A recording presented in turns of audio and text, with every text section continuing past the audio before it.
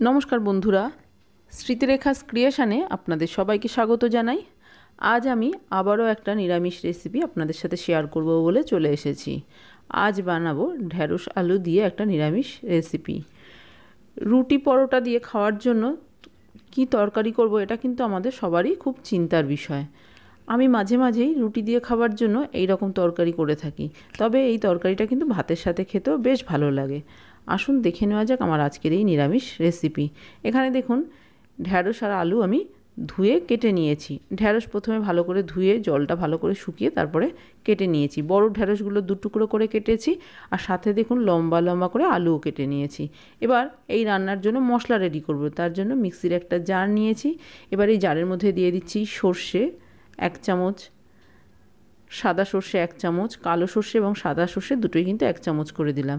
দিয়ে দিলাম কাজু বাদাম, আর দিয়ে দিচ্ছি কাঁচা লঙ্কা। সামান্য একটু লবণ আর জল দিয়ে একটা পেস্ট তৈরি করে নেব। কাজু বাদামের পরিবর্তে এখানে আপনারা চার মগজ বা পোস্ত দিতে পারেন, আর যে কোনো একরকম সর্ষে দিয়েও কিন্তু এই রান্নাটা করা যেতে পারে। একটা বাটির মধ্যে জিরে গুঁড়ো, ধনে গুঁড়ো, ঝালের জন্য দিচ্ছি লঙ্কা গুঁড়ো, ঝালটা অবশ্যই নিজেদের স্বাদ অনুযায়ী দেবেন, আর সামান্য জল দিয়ে একটা পেস্ট রেডি করে রাখছি। এখানে কাশ্মীরি লঙ্কার গুঁড়ো আর হলুদ দিলাম না, সেটা আমি পরে রান্নায় ব্যবহার করব। রান্না শুরু করার জন্য গ্যাসে একটা কড়াই বসিয়ে দিয়ে দিলাম বেশ কিছুটা সর্ষের তেল। তেল গরম হয়ে গেছে। এবার এই গরম তেলের মধ্যে প্রথমেই আলুগুলো দিয়ে দিচ্ছি, একটু নেড়ে চেড়ে নেব। 1 মিনিট মতো আলুগুলো নেড়ে চেড়ে নিয়েছি। এবার এর মধ্যে আমি দিয়ে দিচ্ছি ঢ্যাঁড়স। আলু এবং ঢ্যাঁড়স কিছুক্ষণ নেড়েচেড়ে ভেজে নেব। ঢ্যাঁড়স রান্না করার আগে যদি একটু ভেজে নিয়ে রান্না করা হয়, তাহলে কিন্তু ঢ্যাঁড়সের যে একটা স্লিপারি ভাব থাকে সেটা আর থাকবে না, খেতেও বেশ ভালো লাগবে। দেখুন কিছুক্ষণ নাড়াচাড়া করে ঢ্যাঁড়স আর আলু ভেজে নিয়েছি। এবার এই ঢ্যাঁড়স আলু আমি কড়াইয়ের থেকে একটা অন্য পাত্রে তুলে নিচ্ছি। আপনারা চাইলে আলাদা আলাদা করেও কিন্তু আলু আর ঢ্যাঁড়স ভেজে নিতে পারেন। ওই কড়াইয়ের মধ্যে আবারও দিয়ে দিচ্ছি কিছুটা সর্ষের তেল। সম্পূর্ণ রান্নাটা আমি সর্ষের তেলেই করছি। তেল গরম হয়ে গেছে। এবার এর মধ্যে 5 ফোড়ন আর দিয়ে দিচ্ছি শুকনো লঙ্কা ফোড়নের জন্য। কিছুক্ষণ নেড়ে চেড়ে ফোড়নটা একটু ভেজে নেব। ফোড়নটা দেখুন ভাজা হয়ে গেছে। এবার এর মধ্যে আমি দিয়ে দিচ্ছি হলুদ গুঁড়ো আর কাশ্মীরি লাল লঙ্কার গুঁড়ো।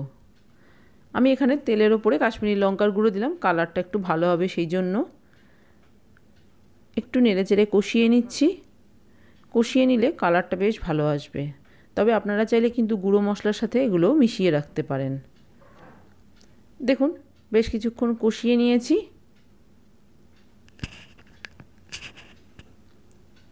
এবার এর মধ্যে দিয়ে দিচ্ছি গ্রেট করা আদা। আপনারা আদা এখানে থেতো করেও দিতে পারেন বা আদা বাটাও দিতে পারেন। আর দিয়ে দিচ্ছি হিং। আদা এবং হিং একসাথে তেলের উপর দিলে কিন্তু খুব সুন্দর একটা গন্ধও হয়, স্বাদও হয় রান্নার। কিছুক্ষণ নেড়েচেড়ে কষিয়ে নিচ্ছি আদার কাঁচা গন্ধটা চলে যাওয়া পর্যন্ত। এবার এর মধ্যে গুঁড়ো মশলার যে পেস্ট রেডি করে রেখেছিলাম সেই পেস্টটা দিয়ে দিলাম। গ্যাসের ফ্লেমটা মিডিয়ামে রেখেছি মশলা কষানোর সময়। এবার ভালো করে মশলাটা কষিয়ে নেব। মশলা কষাতে কষাতে দেখুন মশলা থেকে কিন্তু তেল আলাদা হতে শুরু করেছে। এবার এর মধ্যে দিয়ে দিচ্ছি একটা টমেটো। আপনারা চাইলে টমেটো বেটেও এখানে ব্যবহার করতে পারেন। টমেটো দিয়ে একটু নেড়েচেড়ে এবার এর মধ্যে দিয়ে দিচ্ছি স্বাদ অনুযায়ী লবণ। লবণ দিলে টমেটো তাড়াতাড়ি গলে যাবে। লবণ দিয়ে আবারও ভালো করে নেড়েচেড়ে দিচ্ছি।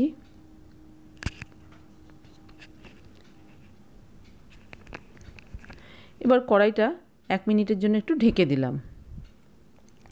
1 মিনিট হয়ে গেছে। ঢাকনা খুলে একটু নেড়েচেড়ে দেখে নেব। দেখুন টমেটোগুলো কিন্তু বেশ গলে যাচ্ছে। খুন্তি দিয়ে চাপ দিলেই টমেটো গলে যাচ্ছে।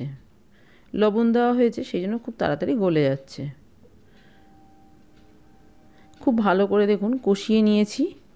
এবার এর মধ্যে আমি দিয়ে দেব বেটে রাখা সর্ষে। সর্ষে বাটা দিয়ে খুব বেশিক্ষণ কষানোর কোনো প্রয়োজন নেই। সর্ষে বাটা খুব বেশিক্ষণ কষাতে নেই, তাহলে তেতো হয়ে যায়। 1 থেকে 1.5 মিনিট একটু কষিয়ে নেব।